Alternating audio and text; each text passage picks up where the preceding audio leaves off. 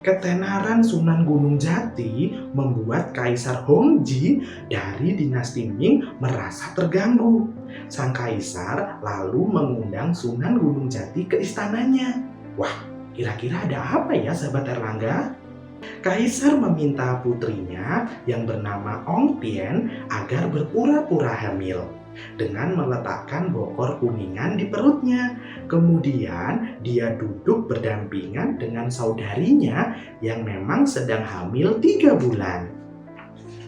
Sunan Gunung Jati diminta untuk menebak siapakah yang benar-benar hamil. Sunan Gunung Jati lalu menjawab, putri Ong Tien sedang mengandung. Coba sahabat Erlangga terka, bagaimana reaksi Kaisar Hongji?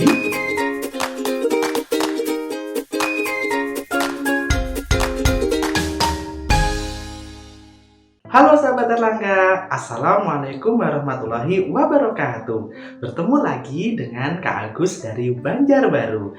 Kak Agus membawa satu buah buku cerita yang berjudul Sunan Gunung Jati, Ulama dari Jawa Barat.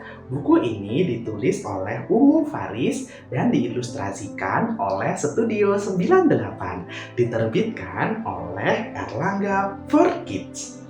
Nah, sahabat Erlangga tahu tidak, Sunan Gunung Jati termasuk dalam Wali Songo loh. Wali Songo kira-kira jumlahnya ada berapa ya sahabat Erlangga? Iya benar, ada 9 orang. Wali Songo merupakan ulama yang menyebarkan agama Islam di Indonesia, terutama di Pulau Jawa. Yang termasuk dalam Wali Songo adalah Sunan Gresik, Sunan Ampel, Sunan Bonang, Sunan Derajat, Sunan Kudus, Sunan Giri, Sunan Kalijogo, Sunan Muria, dan satu lagi yang akan kita simak ceritanya adalah Sunan Gunung Jati. Nah, pasti penasaran kan bagaimana kisah hidup dan cara Sunan Gunung Jati menyebarkan agama Islam? Ayo kita simak ceritanya sama-sama. Sunan Gunung Jati bernama asli Syarif Hidayatullah. Beliau kerap dipanggil Raden Syarif Hidayatullah karena beliau masih keturunan bangsawan dari kerajaan Pajajaran dan merupakan seorang wali yang menyebarkan agama Islam di wilayah Jawa Barat.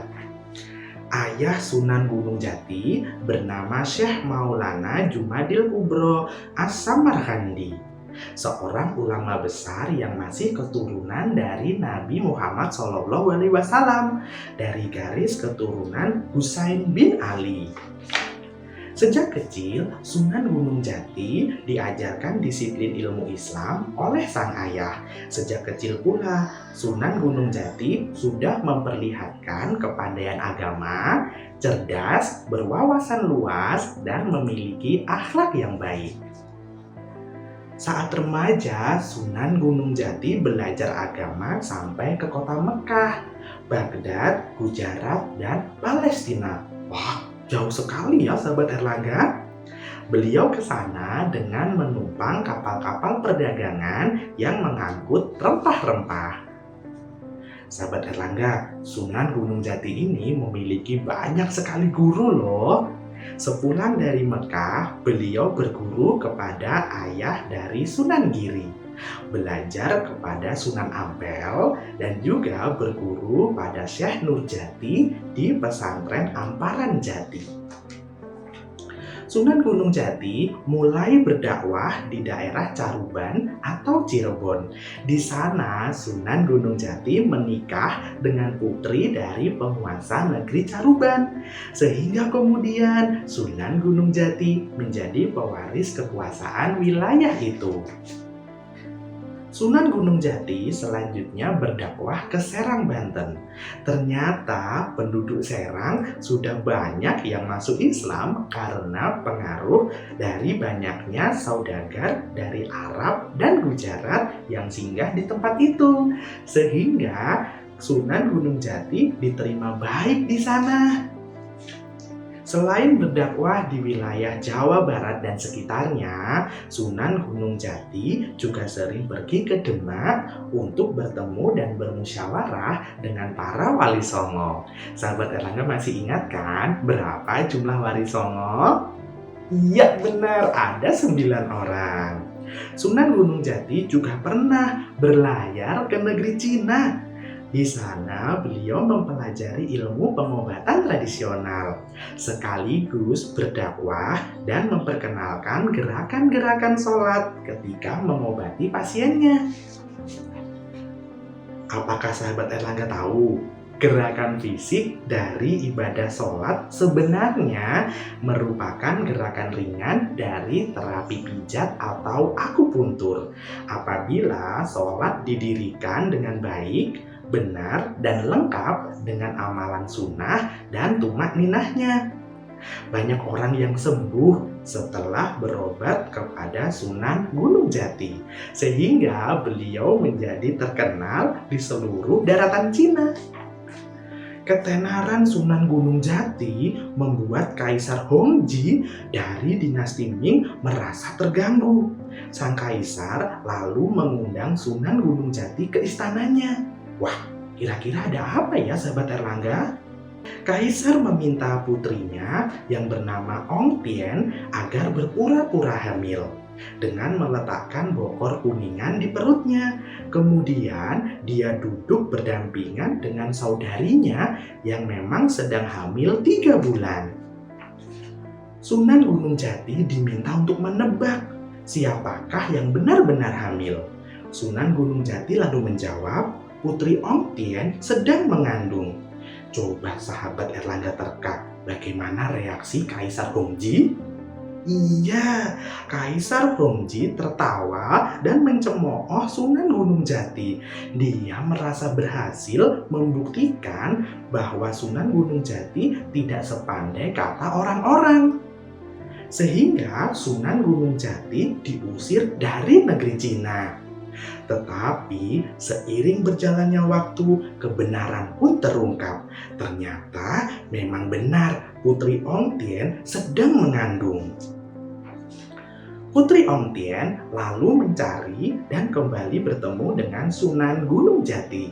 Mereka menjadi akrab dan kemudian menikah.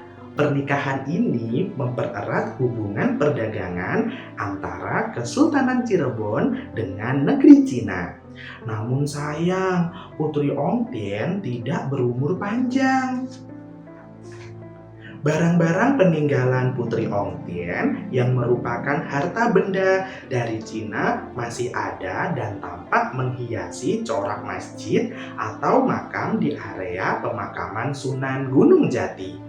Jika sahabat Erlangga berkunjung ke Masjid Agung Sang Cipta Rasa di Cirebon, sahabat Erlangga dapat melihat motif-motif hiasan dinding dari piring bercorak Cina.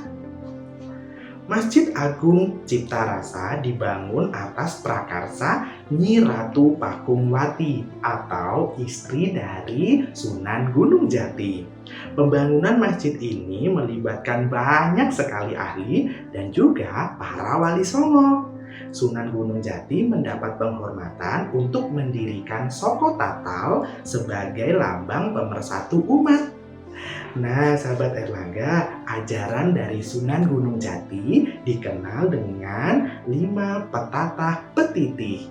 Yang pertama adalah Wedya ning Allah, yang artinya takutlah kepada Allah. Yang kedua, gegunem sifat kang pinuji, artinya mengusung sifat-sifat terpuji kemanusiaan. Yang ketiga, den welas asih ing sapa padha, artinya utamakan cinta kasih terhadap sesama manusia. Yang keempat, angadohno ing pepadu, jauhi pertengkaran. Dan yang kelima, amapeso ing binabatan, jangan serakah dalam hidup bersama. Nah, itulah tadi kisah tentang Sunan Gunung Jati. Bagaimana? Apa yang bisa sahabat Erlangga ambil dari kisah Sunan Gunung Jati ini? Wah, banyak sekali ya. Di antaranya, Sunan Gunung Jati ini termasuk orang yang rajin dalam menuntut ilmu. Beliau juga orang yang pemberani dan juga beliau dalam menyebarkan agama Islam dan juga bertutur kata menggunakan bahasa yang lemah lembut sehingga banyak orang yang menyukai beliau. Nah, sampai di sini dulu ya sahabat Erlangga, kisah dari Sunan Gunung Jati. Lain kali kita sambung lagi. Assalamualaikum warahmatullahi wabarakatuh. Dadah.